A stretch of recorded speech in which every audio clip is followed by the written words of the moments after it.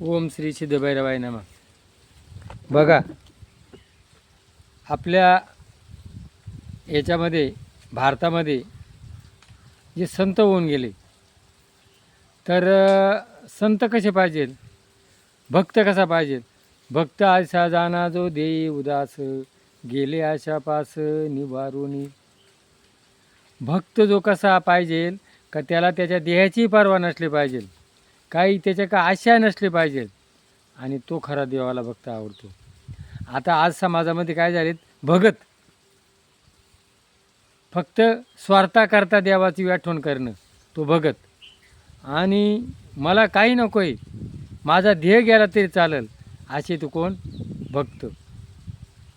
बघा, नामदेवानी देवाला जेवण घातलं, जेवला नाही तर मी डोकं आपटील, जीव देईल, देवाला जेवायला लागलं. मीराबाईच्या गौऱ्या थापल्या,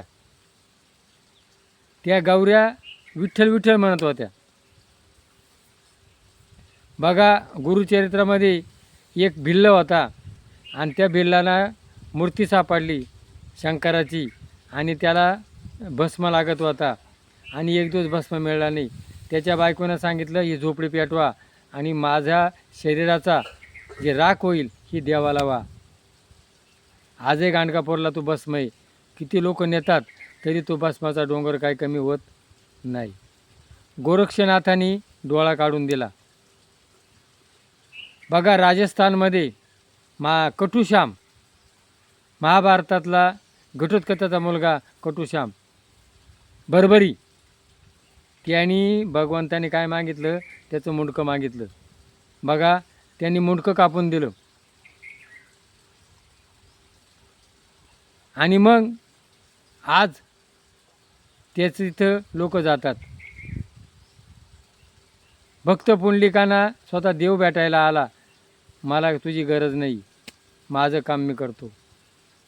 म्हणजे आपलं जे काम आहे ते आपण मनपूर्वक करणं, याचं नाव खरं भक्ती. आणि मग भक्ती कोणती आहे, खरा देव कुठे, मायबाप काशी तेने न जावे तीर्थाची. आपले आईबाप, निसर्ग, प्राणी मात्र, साधू संतांनी याच्यात देव टाकला.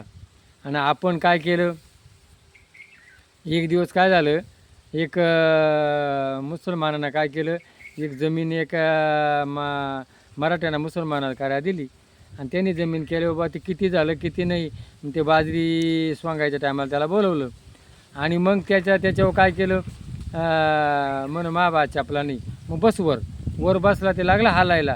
तो काय म्हणे, अरे मैं नीचे गिरू का, वो नाडी आजची पकड. त्यांनी काय केलं, त्याची इजारीची नाडी धरली, असा हिसका बसला, तो खाली पडला. साले मेरे को इत्ता लगा ते को मैं बोला था ना, नाडी आजची पकड, ये देख अभी तक पकली. त्यांनी काय सांगितलं होतं, चरट जे बांधलेलं ते धर, याने काय दिलं, इजारीची नाडी धरली. तशी आपण जी भक्ती करतो त्या परिणाम करतो. संतांनी काय सांगितलं, भक्ती कशी करावी, आणि मग भक्ती कशी, संत आयसे जाना दे देई उदास, गेले आशेपास. देवा, माझा देह जरी गेला तरी चालेल, पण मी तुझं काम सोडणार नाही. मला माझं काय, तुका म्हणे काही न मागवा, आणि निरपेक्ष सुचिर दक्ष उदासीन गता, मला काही नको, या भावनेनं जर भक्ती केली तर तिथं देव उभा राहतो. आणि मग अशाप्रमाणे भक्ती करा तर देव तुम्हाला पावणार आहे. आईबापाची सेवा करा, निसर्गावर प्रेम करा, झाडं लावा, झाडं जगवा. काय, प्राणी मात्रात देव पहा, निसर्गात देव पहा, देव आपल्या आत आहे. आणि ही खरी भावना आहे की करा. आणि गीतेचा 2रा अध्याय, निरपेक्ष सुचिर दक्ष उदासीन गतव्यता. देवा, मला काही नको, सुख आलं ना प्रसाद आहे, दुःख आलं ना प्रसाद आहे, ठेविले आनंदे तैसे चिरावे, चित्ते असं द्यावे समाधान. आज या ज्ञानयुगामध्ये अनेक साधनं झाली तरी माणसाचं मन समाधान नाही. म्हणून कसं राहा, समाधानी राहा, आनंदी राहा, जगा आणि जगू द्या. मी जगल आणि त्याला जगू देईल, ही संस्कृती उभी करा. अरे माझ्यापाशी आहे ना, मग मी त्याला देईल. काय, बघा, त्याने त्याचं मुंडकं कापून दिलं, आणि तुमच्याकडं कोट्यवधी रुपये. आज शेतकरी हिंदीन झालेला आहे, गरीब आहे, भूकबळी, आता त्याचा कोणी विचार करत नाही.